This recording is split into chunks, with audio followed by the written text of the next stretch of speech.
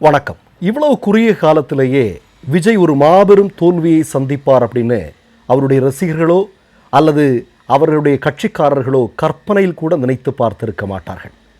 அதை ஈடு செய்வதற்கு என்னெல்லாம் செய்ய முடியுமோ அதெல்லாம் செஞ்சிட்டு இருக்காங்க.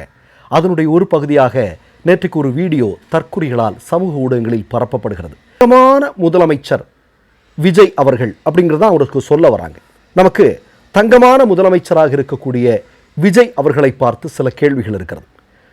சிஎம் விஜய் அவர்களே, நீங்கள் ஆட்சி பொறுப்பிற்கு வந்த உடனேயே கோயம்புத்தூரில் சூலூருக்கு பக்கத்தில் 3 வயது ஒரு சிறிய சிறுமி பாலியல் பலாத்காரத்துக்கு உட்படுத்தப்பட்டு படுகொலை செய்யப்பட்டார் இல்லையா? நமக்கு எல்லாருக்கும் நல்லா தெரியும். அந்த சம்பவம் நடந்த உடனே அவர்களுடைய பெற்றோர்கள் தமிழ்நாட்டு பத்திரிகையாளர்கள் மத்தியில் மிகப்பெரிய அளவில் கதறி அழுதார்கள். அவர்கள் அன்றைக்கு முன்வைத்த ஒரு மிக முக்கியமான விஷயம் என்ன தெரியுமா? எங்கள் பிள்ளையை இழந்த துக்கம் ஒரு பக்கம், எங்களுடைய பிள்ளைக்காக எங்களுக்கு ஆறுதலாக விஜய் அவர்கள் ஒரு வார்த்தை ஃபோனிலேயாவது பேசுவார் அப்படின்னு நாங்கள் எதிர்பார்த்தோம்.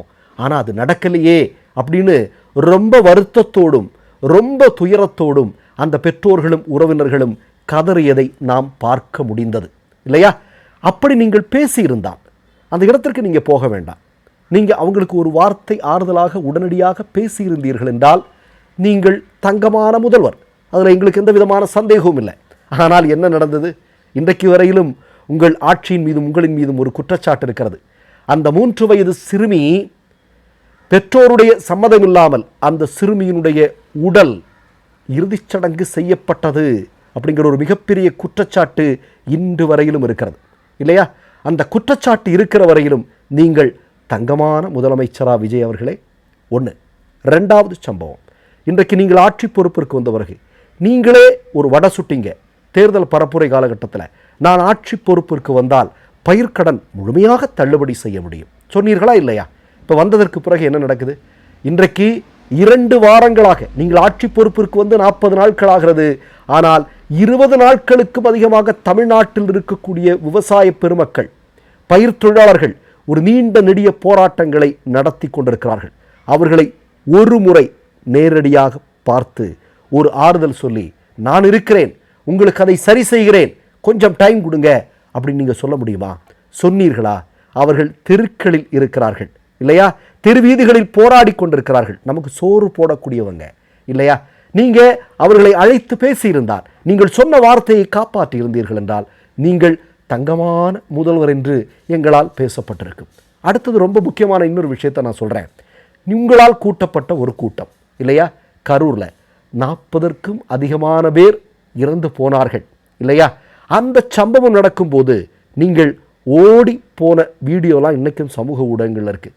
சரி, நீங்கள் ஓடிட்டீங்க, அங்கே இருந்து நீங்கள் அந்த மக்களுக்கு ஆதரவாக ஏதாவது செய்திருக்கலாம். சரி, நீங்கள் ஓடிட்டீங்க, ஓடின இடத்துலையாவது பத்திரிக்கையாளர் கேட்குறாங்க என்ன நடந்தது அப்படின்னு, அதற்காவது பொறுப்பாக ஒரு பதிலை சொல்ல முடியுமா அப்படின்னு தமிழ்நாட்டு மக்கள் ஏங்கி பார்த்தார்கள். ஆனால் அப்போதும் சொல்லாமல் நேரடியாக நீங்கள் நீலாங்கரைக்கு ஓடி சென்றீர்கள். சரி, சென்றதற்கு பிறகு தமிழ்நாடு முழுவதும் மிகப்பெரிய கொந்தளிப்பு வந்தது. அதன் பிறகு நீங்கள் ஒரு வீடியோ வெளியிட்டீர்கள். நீங்கள் அந்த சம்பவம் நடந்தபோது அந்த இடத்தில் குறைந்தபட்சம் அந்த இடத்தில் நின்று அல்லது அந்த கரூரில் ஏதாவது ஒரு இடத்துல தங்கிட்டு உங்களுடைய கட்சியை சார்ந்தவர்களுக்கு, உங்களுடைய தொண்டர்களுக்கு நீங்கள் ஒரு வழிகாட்டுதல் செய்து அதில் ஒரு பெரிய அளவிலான ஏதாவது ஒரு விஷயத்தை நீங்கள் பண்ணியிருந்தீங்க அப்படின்னா, உடனடியாக பண்ணியிருந்தீங்க அப்படின்னா நீங்கள் தங்கமான முதலமைச்சர் என்று எங்களால் சொல்லியிருக்க முடியும். ஒன்றுமில்லை, இப்போ சமீபத்தில் திருவள்ளூரில் அமோனியா வாயு கசிவால் 13க்கும் அதிகமான மக்கள் இறந்து போயிருக்கிறார்கள் இல்லையா? சம்பவம் நடந்த இடத்திற்கு நீங்கள் சென்றீர்களா? இல்லை. சம்பவத்தால் பாதிக்கப்பட்ட பல மக்கள் இன்றைக்கு மருத்துவமனைகளில் சிகிச்சைக்கு போராடி கொண்டிருக்கிறார், உயிருக்கு போராடி கொண்டிருக்கிறார். அவர்களை போய் சந்தித்தீர்களா? இல்லை. பாதிக்கப்பட்ட குடும்பங்களுக்கு, இறந்து போன மக்களுடைய குடும்பங்களுக்கு ஒரு ஃபோனில் ஒரு ஆறுதல் சொல்ல முடிந்ததா? இல்லை, எதையுமே செய்யலை நீங்கள். அப்போ எப்படி நாங்கள் உங்களை தங்கமான முதலமைச்சர்னு சொல்ல முடியும்? உங்களுக்கு மீம்ஸ் போடுறதுக்கு நேரம் இருக்குது, உங்களுக்கு ரீல்ஸ் போடுறதுக்கு நேரம் இருக்குது, உங்களுக்கு கேக் வெட்டுறதுக்கு நேரம் இருக்குது. ஆனால் இதுக்கெல்லாம் உங்களுக்கு நேரம் இல்லையோ என்னவோ தெரியல. ஆனால் இப்படியெல்லாம் இருக்கும்போது உங்களுடைய கட்சிக்காரர்கள் வேண்டுமானால் உங்களை மகிழ்ச்சிப்படுத்த தங்கமான முதலமைச்சர் என்று சொல்லலாம். ஆனால் தமிழ்நாட்டு மக்கள் அதை சொல்வார்களா? சொல்ல மாட்டாங்க. நான் கூடுதலாக ஒரு நீண்ட பட்டியலை நம்ம போட்டுகிட்டே போக முடியும். அதையெல்லாம் தமிழ்நாட்டு மக்களுக்கு தெரியும். ஒரு பட்டியல் இந்த 40 நாட்களில் என்னெல்லாம் நடந்துட்டு இருக்கு அப்படின்னு. ஒரு மின்வெட்டை சரி செய்ய முடிந்திருக்கிறதா? ஆதவ் அர்ஜுனாவினுடைய தொகுதியில், சொந்த தொகுதியில் நேற்றைய தினம் எத்தனை நேரம் பவர் கட்டு நடந்திருக்கு தெரியுமா?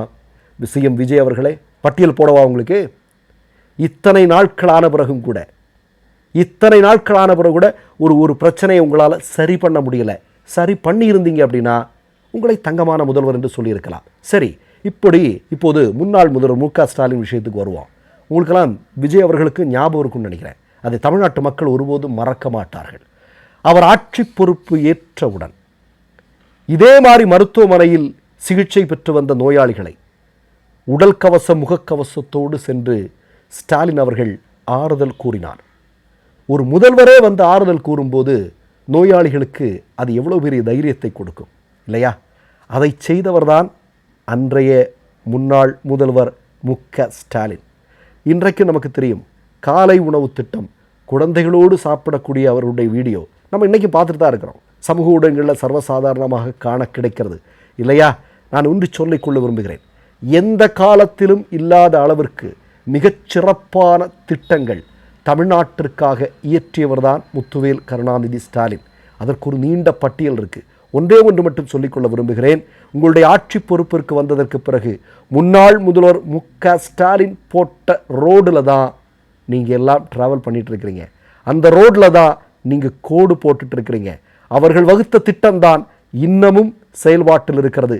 நீங்கள் ஆட்சி பொறுப்பிற்கு வந்து 40 நாட்கள் கடந்திருக்கிறது.